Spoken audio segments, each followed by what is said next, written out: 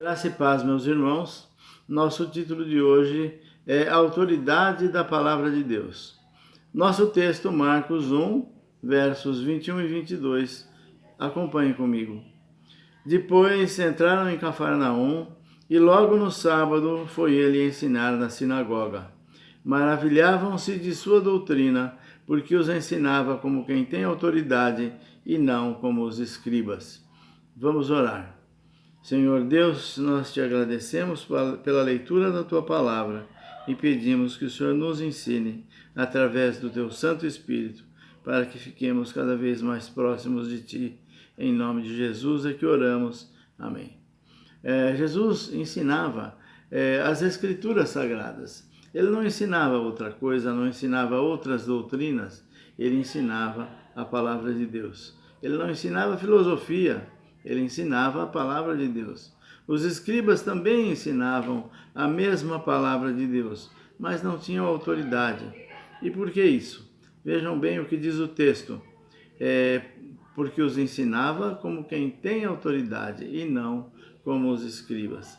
Jesus tinha autoridade vinda do próprio Deus, e ele tinha autoridade porque ele falava naturalmente e fielmente das Escrituras.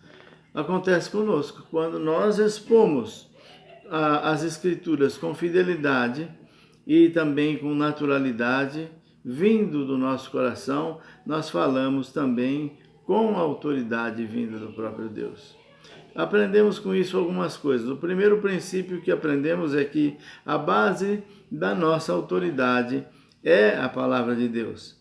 Assim, na medida que o nosso ensino reflete com precisão cada vez maior a verdade das Escrituras, ele tem o peso da autoridade do próprio Deus. Veja o que Pedro escreve na sua primeira epístola, capítulo 4.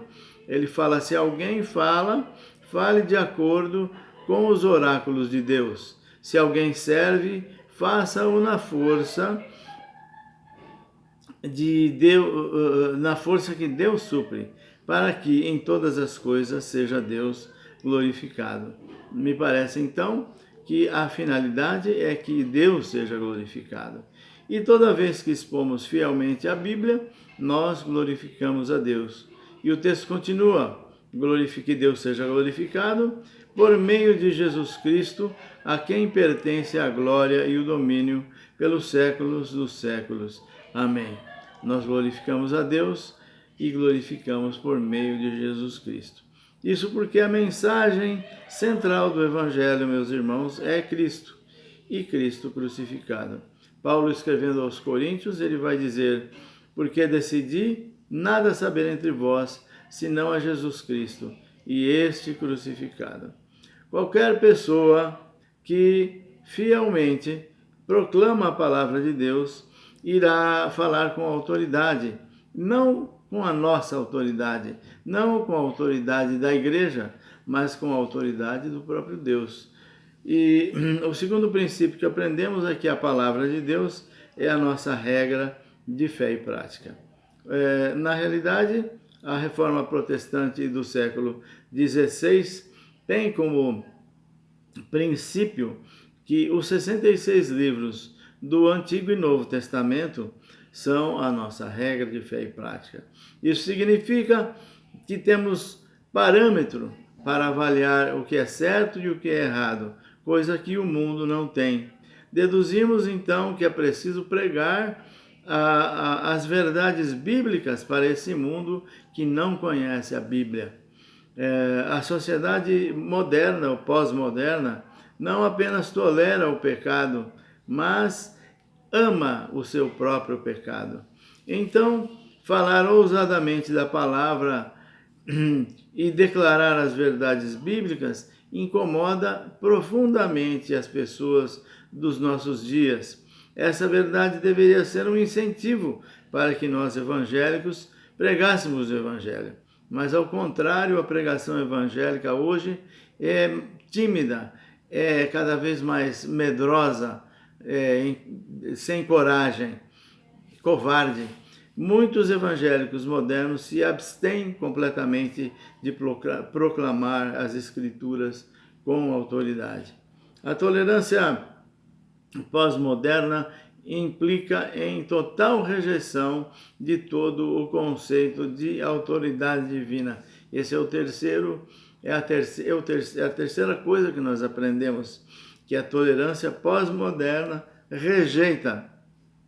é rejeição da palavra de Deus.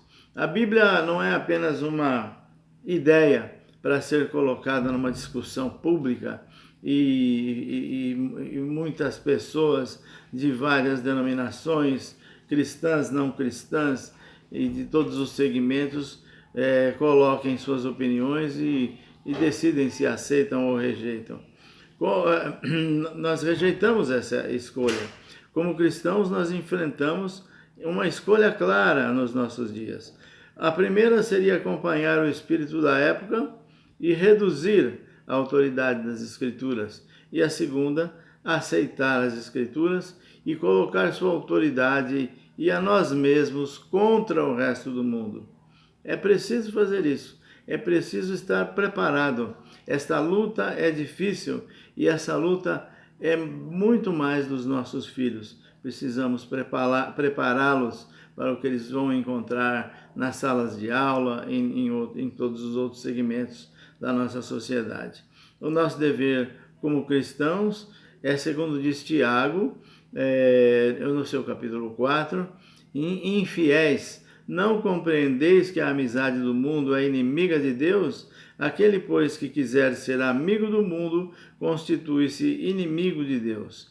Oremos, irmãos, para que o Senhor nos ajude a sermos crentes mais fiéis, a falarmos com mais fidelidade da palavra de Deus, a falarmos com mais autoridade do próprio Deus, a fazermos da palavra de Deus sempre a nossa regra de fé e prática, e a compreendermos que a amizade com o mundo se torna inimizade contra Deus.